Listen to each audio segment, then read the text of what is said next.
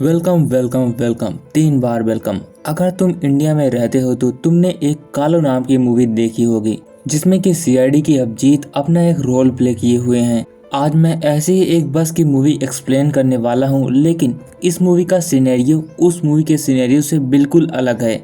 तो मैं मूवी के कुछ एक्साइटमेंट मूवमेंट अभी आपको बता दे रहा हूँ, नहीं तो आप सभी वीडियो को स्किप करके चले जाते हैं। जरा सोचो कि आप बस से कहीं जा रहे हैं और उस बस में आपकी आंख लग जाती है, लेकिन जब आपकी आंख खुलती है तो आप देखते हैं कि वो बस सुनसान रेगिस्तान में खड़ी हुई है। आपको वहाँ के बारे में कुछ भी नहीं पता कि यह बस यहाँ पर आई कैसे और इस रेगिस्तान से बाहर कैसे निकलना है, और साथ ही साथ आपकी याददाश्त भी जा चुकी है। और इस मूवी का मेन चीज, यहाँ पर कई सारे मॉन्स्टर हैं और वह बस में सभी लोगों को मार के खा रहे हैं। बस बस बस इतना सस्पेंस आपके लिए ठीक है, और ऐसे ही कई सारे सस्पेंस हैं, लेकिन मैंने अभी सब बता दिया तो आप मूवी में क्या देखेंगे। मैं बस इस लास्ट इंट्रो में यही कहूंगा कि भैया चैनल को सब्सक्राइब कर लो, नहीं तो मैं आपके होम पेज से कहीं खो जाऊंगा। इन सब को छोड़ो, मैं कहानी को शुरू करता हूँ।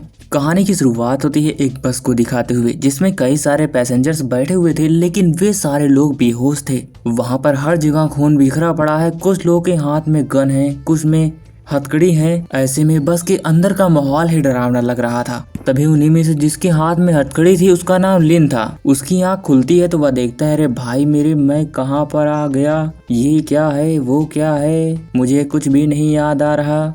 दोस्तों, लिन के लिए अच्छी बात यह थी कि उसके पैर के नीचे ही उसकी हथकड़ी की चाबी पड़ी थी। वह तुरंत ही किसी तरह चाबी को उठा करके अपनी हथकड़ी को खोल करके बस के ड्राइवर के पास जाता है और उससे पूछता है, अरे भाई कहाँ पर ले आया तू, इस रेगिस्तान में मैं क्या करने आया हूँ। ड्राइवर लिन की बात का एक भी जवाब नहीं देता क्योंकि वह भी बेहोश था। लिन वहाँ के पैनल के बटन पर कई सारे बटन को दबाने लगता है, लेकिन उससे कुछ भी नहीं होता। तभी वह फ्रंट मिरर में अपने चेहरे को देखता है। वह अपने चेहरे को भी नहीं पहचान पा रहा था, मानो कि उसकी याददाश्त चली गई हो। वैसे गई भी थी, वहाँ पर जितने थे सब की गई थी। इसी के बीच एक और आदमी का होश आता है, नाम था चैन भैया। ये सब चाइनीज हैं तो इनकी शक्लें एकदम सेम होंगी, तो आप कंफ्यूज मत होइएगा। तभी लिन को एक विजन आता है कि वह कैसे इस बस में चढ़ा तो यहाँ पर लड़ाइयाँ हो रही थी, सब एक दूसरे को मार रहे थे। यह सब उसका सिर्फ फ्लैशबैक था। चैंग उसे बुलाता है, अरे भैया क्या हुआ तेरे को, क्यों तू सिर पकड़ के खड़ा हुआ है।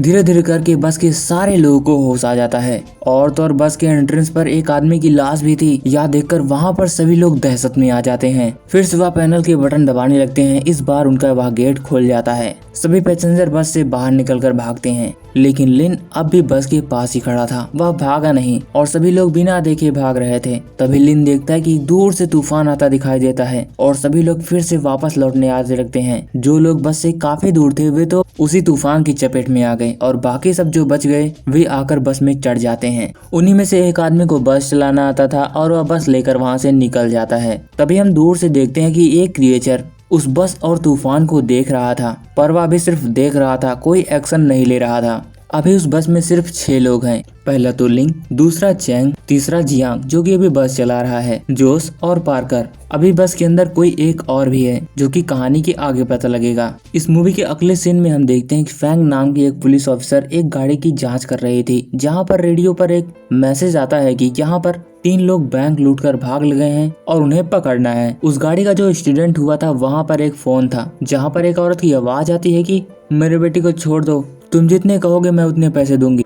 बस फिर इसके अगले सीन में हम मूवी के बस का सीन देखते हैं, जहाँ पर उन्हें एक बैग मिलता है जिसमें कि बहुत सारे पैसे पड़े थे। पैसे देखकर वहाँ खड़ा जोश बताता है कि ये तो मेरे पैसे हैं, मैं भूल गया था, मुझे ध्यान नहीं था। आपको कहानी समझ में आ रही है कि जो पुलिस ऑफिसर फैंग को रेडियो पर मैसेज आया था, बैंक चोरी हुई है, 3 लोग चोरी किए हैं, उनमें से 3 लोग अभी इसी बस में थे। जिसके बाद वह एक एक करके सभी बैग को चेक करते हैं तो एक में थोड़ा सा पानी का बॉटल होता है। पानी थोड़ा ही था, इसीलिए वह सभी पानी के लिए लड़ने लगते हैं। तभी उस बस में एक छोटी सी बच्ची की आवाज आती है। वह कहती है कि अंकल मुझे भी प्यास लगी है। उस बच्ची की मासूम चेहरे को देखकर उन सबको दया आती है और वे सभी पानी उसी को दे देते हैं। यानी कि अब बस में 6 लोग थे और वह बच्ची इतने देर से उसी बस में थी, बस से बाहर भी नहीं निकली थी। इस मूवी की कहानी को थोड़ा समझो तो जो बच्ची किडनैप हुई थी वह बच्ची यही है। मूवी के अगले सीन में हम देखते हैं जहाँ पर इस बच्ची की माँ फैंग को बताती है कि मेरी बेटी लगभग 7 बजे किडनैप हुई थी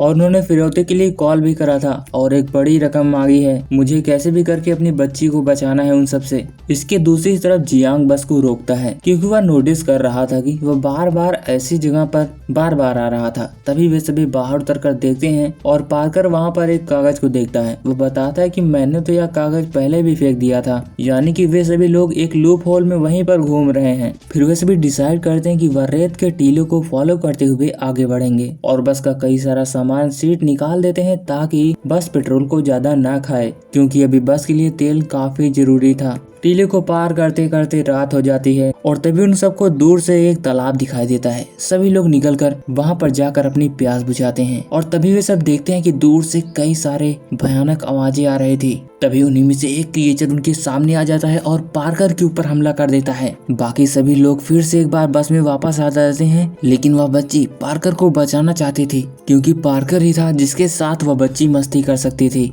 इसीलिए लिन और चैन बस से बाहर निकलते हैं। लिन बंदूक से फायरिंग करता है जिसकी वजह से वह क्रिएचर वहां से भाग जाता है। वे दोनों पार्कर को उठाकर फिर से अंदर ले आते हैं और डिसाइड करते हैं कि अब वह बस से बाहर नहीं निकलेंगे। तभी जियांग उन सबको खुशखबरी देता है कि भाई एक मजेदार बात बताऊं, बस का तेल खत्म।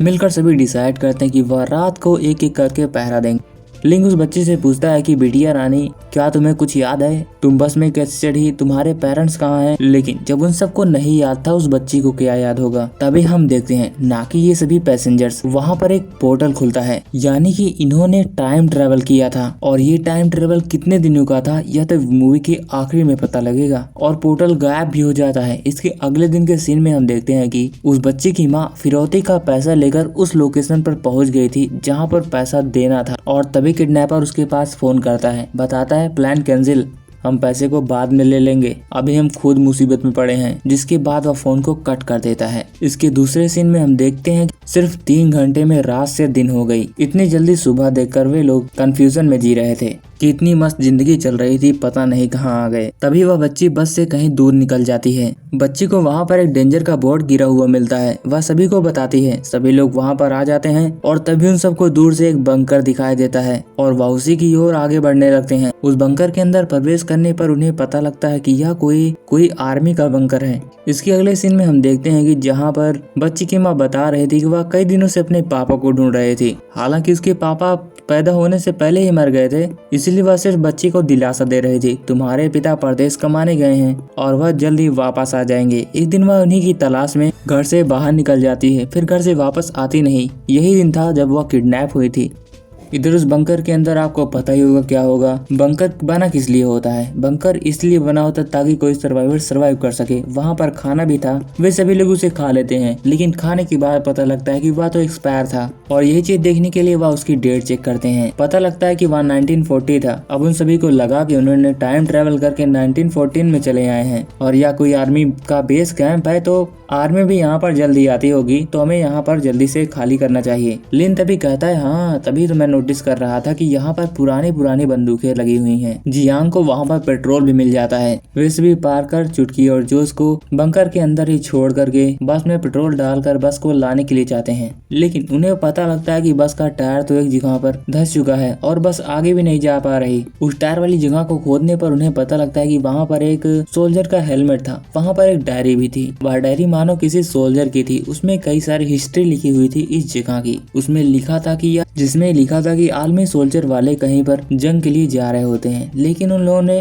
टाइम ट्रेवल करके यहाँ पर आ जाते हैं और यहाँ पर जो कोई भी आता है सब कुछ भूल ही जाता है, जैसा कि ये सभी भूल चुके हैं। इसके अगले सीन में बंकर में खूंखार आवाजें आने लगती हैं और तभी वहाँ पर एक क्रिएचर भी आ जाता है। पार्कर उस पर गोली चलाता है, जिसकी वजह से वह तो भाग ही जाता है। वह क्रिएचर बस से बाहर निकलता है, लेकिन वे सभी तो अभी डायरी ही पढ़ रहे थे, जिसमें कि उन्हें पता लगता है वहाँ पर एक पोर्टल खुलेगा जहाँ से वह असली दुनिया में वापस जा सकते हैं। वह तुरंत ही बस में बैठ के इस बार स्टार्ट करके वहाँ से निकलने लगते हैं, लेकिन वही सारे क्रिएचर अब कई सारे हो चुके थे। वह एक एक करके उनकी बस पर हमला करने लगते हैं और एक क्रिएचर तो बस के अंदर ही आ जाता है। तभी वहाँ पर जियांग की नजर जाती है एक पोर्टल पर। वह समझ जाता है कि यह पोर्टल वही है जो कि डायरी में लिखा हुआ था। जियांग कहता है हमें जल्द से जल्द वहाँ पर जाना चाहिए, लेकिन चैंग और चेन मना कर देते हैं क्योंकि उसके कई सारे साथी भी बंकर में ही थे और वह दोनों कहते हैं अगर तुम्हें जाना हो तो जाओ, लेकिन हम दोनों जा रहे हैं उसे बचाने। वे दोनों बस से उतरकर बंकर की ओर जाने लगते हैं। इधर अब बंकर में कई सारे क्रिएचर आ चुके थे जो कि अभी पार्कर उन्हें संभाल नहीं पा रहा था। उस बंकर में कई सारे छोटे छोटे रास्ते थे।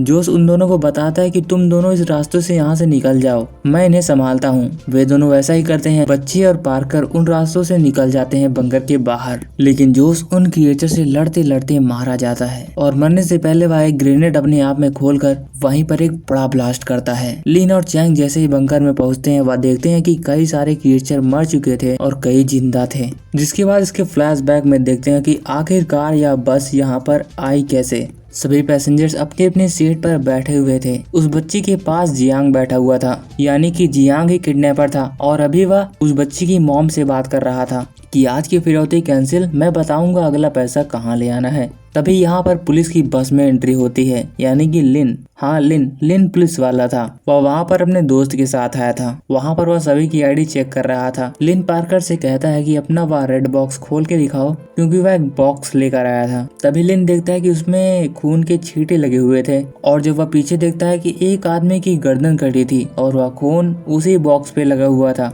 लिंक पार्कर पर बंदूक तान देता है, लेकिन तभी पीछे से लिंक के ऊपर चैंग उसके ऊपर बंदूक तान देता है, यानी कि चैंग वही चोर था जो कि बैंक लूटकर भागा था और जोश और पार्कर उसके साथी थे। पीछे से चैंग के ऊपर एक पुलिस बंदूक तान देती है, लेकिन तभी जोश भी उठकर लिंक के ऊपर बंदूक तान देता है और उन सब से कहता है कि सभी पुलिस वाले बाहर निकल जाएं और उनमें से एक को मार देता है। और वो लाश जो एंट्रेंस पे पड़ी थी वह उसी आदमी को मारी गई थी और वह आदमी लिन का साथी था जो कि उसके साथ बस में चढ़कर उनकी चेकिंग कर रहा था। जिसके अगले सीन यानी कि प्रेजेंट सीन में हम देखते हैं कि पार्कर और बच्ची वहाँ से भाग रहे थे। तभी उनके ऊपर कुछ क्रिएचर हमला कर देते हैं। तभी लिंग और चैंग वहाँ बंदूक से फायरिंग करते हैं, जिसके डर के मारे वह क्रिएचर वहाँ से भाग जाते हैं, लेकिन एक क्रिएचर बचा हुआ था। तभी उनके बंदूक की गोली खत्म हो जाती है। तभी वहाँ पर जियांग बस लेकर चला आता है और उस क्रिएचर को ठोक कर उन सभी को उस बस में बैठा लेता है। जैसा कि इन सभी को अपनी मेमोरी भूल चुकी है, इसलिए उन सबको नहीं पता कि कौन किडनैपर है, कौन चोरी करता है, कौन बैंक लूट कर भागा है। इसलिए बस सभी एक दूसरे की मदद कर रहे हैं। लेकिन उनमें से एक आदमी मारा जाता है जो कि पार्कर था। वह बस में भाग नहीं पाता और उसे क्रिएचर मार देता है। वो बच्ची पार्कर को बचाने के लिए बस से बाहर जाने का सोचती है, इसीलिए उसे लॉक कर दिया जाता है हथकड़ी से ताकि वह बाहर ना जाए। इधर फिर से हम अगले सीन में हम देखते हैं कि कैसे पुलिस उस बस का पीछा कर रही थी, क्योंकि उस बस में 3 बैंक लूटने वाले थे, एक किडनैपर था। इसलिए लिन को वहां पर हथकड़ी से बांधकर लॉक कर दिया जाता है। तभी उस बस के रास्ते में एक टनल आ जाता है और टनल के बाहर पुलिस उन्हें रोकने के लिए तैनात थी, लेकिन वह बस बाहर आती ही नहीं और वहीं से टाइम ट्रेवल हो जाता है और सबकी आंखें खुलती है तो उन्हें पता लगता है कि वह रेगिस्तान में है। जैसा कि प्रेजेंट टाइम में बस से वह सभी भाग रहे हैं और क्रिएचर उनका पीछा कर रहे हैं। उन्हीं में से एक क्रिएचर बस के ऊपर चढ़कर चुटकी का हाथ पकड़ लेता है और उसे बाहर ले जाने लगता है। चैंग उसे छुड़ाता है, लेकिन चैंग का हाथ उस क्रिएचर के हाथ में आ जाता है और चैंग को बाहर कर दिया जाता है। चैंग को अपनी बीती घटना याद आ रही थी, यानी कुछ सब कुछ याद आ गया था कि वह एक प्रैंक रॉबर है और उसे अपनी गलती का एहसास होता है और वह अपने आप को बचाने के लिए ना ही किसी से मदद मांगता है और ना ही कुछ करता है। वह चुपचाप उस क्रिएचर के हवाले हो जाता है। तभी वहाँ बस के अंदर एक क्रिएचर आ जाता है। अब तो लिंग के पास कोई बंदूक भी नहीं है जिससे कि वह लड़ सके, इसलिए वह अपना चाकू निकाल कर उससे लड़ने लगता है। अब भाई क्रिएचर से कोई चाकू से थोड़ी लड़ पाएगा। निष्कर्ष वही निकलता है कि लिंग भी घायल हो जाता है बुरी तरीके से। अब वह क्रिएचर उस बच्ची के ऊपर हमला करने वाले थे। तभी जियांग भी बच्ची को बचाने के लिए उनके आगे चला आता है और बस को ऑटो पायलट पर करके बस को सीधे चलने देता है उसी पोर्टल की ओर जो कि अभी खुला हुआ था। वह क्रिएचर जियांग को लेकर बस से नीचे उतर जाता है और वो भी मारा जाता है। बस सीधे टाइम ट्रेवल करते हुए टनल से बाहर आ जाती है। पुलिस वहाँ पर गन ताने खड़े थे, लेकिन पुलिस को यह पता ही नहीं था कि उस बस में कोई है। तभी उस बस से सिर्फ वह बच्ची बाहर निकल कर आती है और वह अपनी माँ से गले मिलती है, जहाँ पर हमें पता लगता है कि पुलिस वालों के हिसाब से सिर्फ 1 मिनट बीता था और जो रेगिस्तान में वो कांड हुआ सिर्फ 1 मिनट में हुआ और वहाँ पर लिंग भी था जो कि घायल था। और यह मूवी यहीं पर खत्म हो जाती है। उम्मीद करता हूँ कि आपको मूवी पसंद आई होगी। तो वीडियो पसंद आई हो तो वीडियो को लाइक कीजिएगा, चैनल को भी सब्सक्राइब कीजिएगा। मिलते हैं किसी नेक्स्ट वीडियो में, तब तक के लिए बाय।